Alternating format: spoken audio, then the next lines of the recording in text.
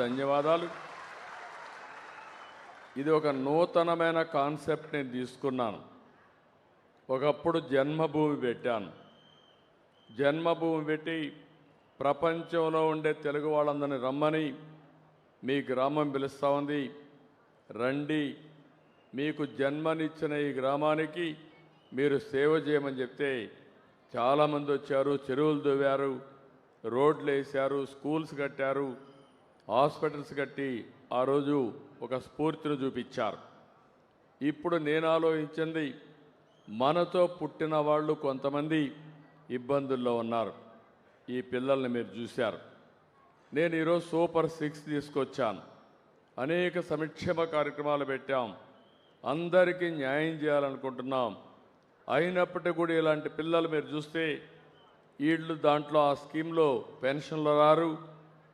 తల్లికి వందనంలో కూడా బీఎస్సీకి వచ్చారు కాబట్టి తల్లికి వందనం రారు. అంటే ఆ స్కీములు కూడా వర్తించవు. కానీ పేద కుటుంబం. అలాంటి వారందరికీ న్యాయం చేయడం కోసం ఆర్థిక అసమానతలు తగ్గించడానికి అందరికీ పిలిపించా. దేవుడు మిమ్మల్ని చల్లగా చూశాడు. అదే మరి ఇంకా భవిష్యత్తులో కూడా మిమ్మల్ని చల్లగా చూడాలంటే నీతో పుట్టిన వాళ్ళు నీ సహాయం కోరుతున్నారు. అలాంటి వారికి అండగా ఉండాలని పిలిపిస్తే 10 లక్షల కుటుంబాలని 1 లక్ష మంది దత్తత తీసుకుని మేము అండగా ఉంటామని ముందుకొచ్చారు. దీనికి మనస్ఫూర్తిగా అభినందిస్తున్నా, ధన్యవాదాలు తెలియజేసుకుంటున్నా. ఆ కాన్సెప్ట్లో కూడా మీరు ఆలోచించాల్సింది 20% సమాజంలో అట్టడుగునున్నారు. 10% సమాజంలో పైకి వచ్చారు.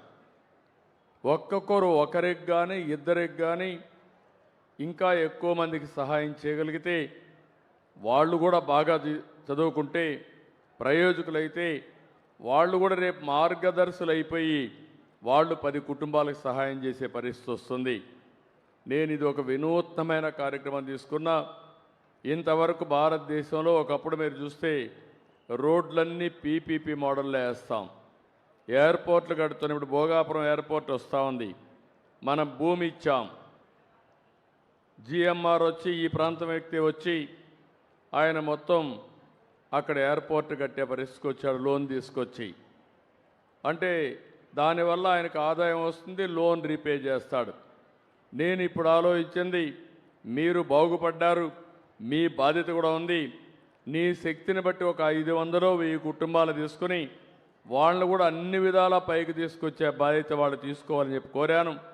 ఇది జరిగితే చరిత్ర తిరగరాసే చరిత్ర తెలుగుదేశం పార్టీకి వస్తుంది, ఎన్డీఏకి వస్తుందని చెప్పి కూడా నేను మీకు తెలియజేస్తున్నా. ఇది ఒక వినూత్నమైన కార్యక్రమం. ఆ పిల్లలకు దారి తెలియదు. వాళ్ళ అమ్మా నాన్న వాళ్ళ తాత నాన్నమ్మ ఉన్నారు, కానీ వాళ్ళకు కూడా ఏం తెలియదు ఆ వయసులో. ఎవరో తెలిసిన వ్యక్తి బాగా చదువుకోమని, అదే మరి ఈరోజు కళా వెంకటరావుతోనో ఇలాంటి పరిచయాలు ఉంటాయి.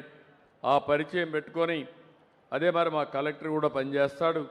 ఉద్యోగం ఇప్పించగలిగితే ఈ పిల్లల జీవితాలు బాగుపడమే కాకుండా ఇంకొక 10 మందికి సహాయం చేసే శక్తి సామర్థ్యం ఈ పిల్లలకు రావాలనేది నా ప్రగాఢ ఆకాంక్ష. అందుకే ఇప్పుడు ఈ కార్యక్రమాన్ని మనస్ఫూర్తిగా స్వాగతం పలుకుతూ మరొకసారి ఇద్దరికి కూడా అమ్మా నాన్న లేదు, ఒక ఇల్లు మాత్రం ఉంది. ఇద్దరికి ఒక పని చేస్తాను. ఎందుకంటే మళ్ళా ఆయన సహాయం చేసి జీవితంలో స్థిరపడినా కొద్దిగా వెసులుబాటు ఉండాలని ఒక్కొక్కరికి 3 లక్షల రూపాయలు ఫిక్స్డ్ డిపాజిట్ వేసి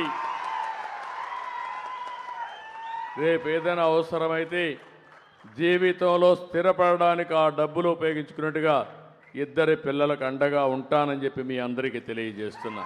థ్యాంక్ యూ. ఓకే అమ్మా, బాగా చదువుకుంటావా? మీ చెల్లెలు కూడా బాగా చెప్తావా? చెప్పు, అందరికీ చెప్పు. అందరికీ ఒక మాట చెప్పు. నువ్వు నేను బాగా పైకి వస్తానని చెప్పు. నువ్వు ఈ ఊరిలో ఉంటాగా నిన్ను చూస్తారు వాళ్ళు రేపటి నుంచి. నీలో ఒక సంకల్పం రావాలి, ఒక పట్టుదల రావాలి. నువ్వు మీ చెల్లెల కంటే పెద్దదానైనప్పుడు బాధ్యత తీసుకోవాలి. ఆ అమ్మాయికి కూడా గైడ్ చేసి ఇద్దరు జీవితంలో బాగా సెటిల్ అవ్వాలని ఒక సంకల్పం తీసుకుని నీకు ఏ ప్రాబ్లం ఉన్నా కలెక్టర్ని గలవు. అదే మరిగా రాజుగారు ఉన్నారు, నీకు అన్నీ చేస్తారు, పైకి రావాలి. ఆ మాట చెప్పి వస్తానని చెప్పి పైకి బాగా కష్టపడతాను. నేను బాగా చదువుకొని మంచి జాబ్ తెచ్చుకొని మా చెల్లిని బాగా చూసుకుంటాను. మీ చెల్లెలు చూసుకోవాలి, మీ తాతని మీ నాన్నమ్మని కూడా చూసుకోవాలి. మళ్ళీ మర్చిపోవద్దు ముసలాళ్ళని. ఓకే, చూసుకుంటావా? నమ్మకమేనా? ఓకే అమ్మా, good. I wish all the best. May God bless you. ధన్యవాదాలు సార్. ధన్యవాదాలు సార్. మా P4 టీంకి, ఎండిఓ గర్వీడి గారికి మరియు ఎమ్మెల్యే గారు, ఎంపీ గారు, మినిస్టర్ గారికి అందరికీ ధన్యవాదాలు తెలియజేస్తున్నాను సార్. చిన్న రిక్వెస్ట్ సార్. మార్గదర్శి వర్మ గారికి, బంగారు కుటుంబం హారికనకు P4 కాన్సెప్ట్ని